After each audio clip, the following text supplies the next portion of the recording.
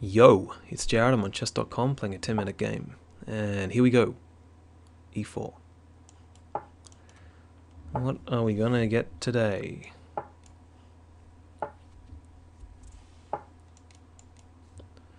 Mainline Ruy Lopez. Early B5. Okay. Fine. Bishop C5. Right.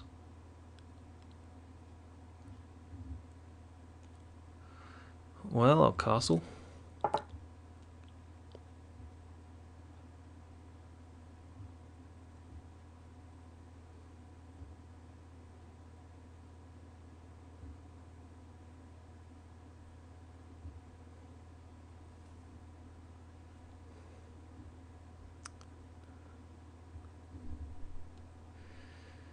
Okay, what's going on here?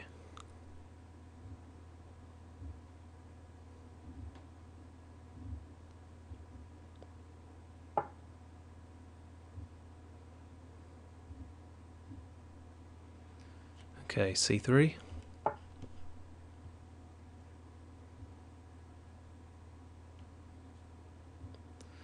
In the event of knight A5, I can play bishop C2.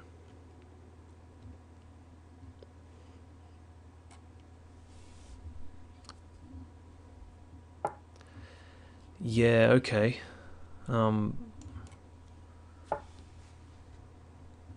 Right, he gives it up immediately. Now I have a mate threat. Okay.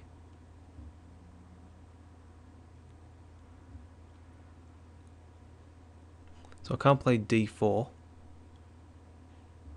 Don't have enough pieces on it. So I'm going to play D3. It's the only other choice. I'll play rook E1. And maybe knight D2 to F1 to G3. Try and get my kingside attack going. I could also play queen G3. Queen G3 now. Threatens bishop takes H6, but isn't necessary. In fact, bishop takes H6 doesn't work. Knight's not hanging.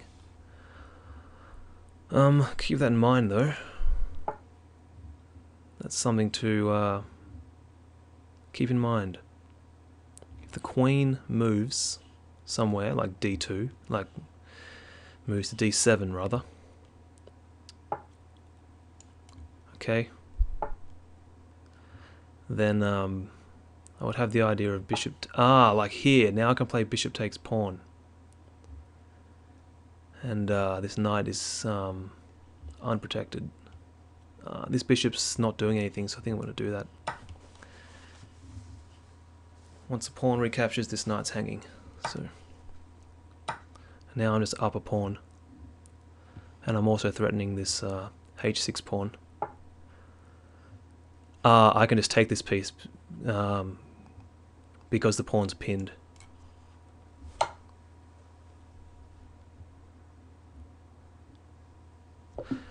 Okay, good game. That was a quick one. Alright, let's go back and look at this game. We have a Ruy Lopez main line with A6 and the early B5 pawn push. It's not necessary to push this pawn just yet, but some people like to do it. Bishop C5, I've been seeing this move a lot lately in this opening. And D6 makes sense to hold on to this E5 pawn, which means now that the knight can move to A5 and attack my bishop. So I need to play C3. And I had this type of move, bishop G4, in an over-the-board game once, and I didn't know what to do about it. But now I think it's actually not really a bad move to face, this pin.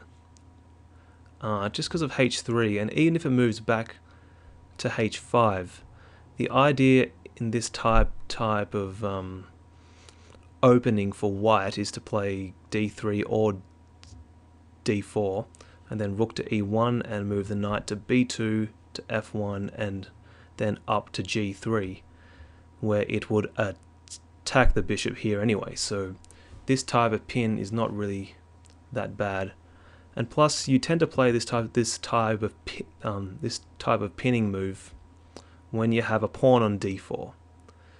But I currently don't have a pawn on d4, so it doesn't really make sense to play this bishop g4 move at this point. But it's not a bad move, but it's just, I think that there are some moves which are a bit better.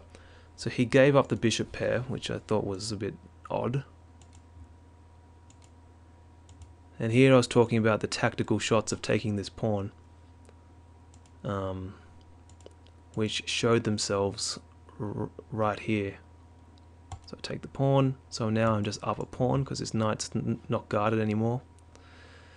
And he makes a really bad blunder. He's attempting to go for a queen exchange, but it just ends up losing a piece because this pawn on f7 is pinned to his king. So I hope you enjoyed this game, and I'll see you in the next one.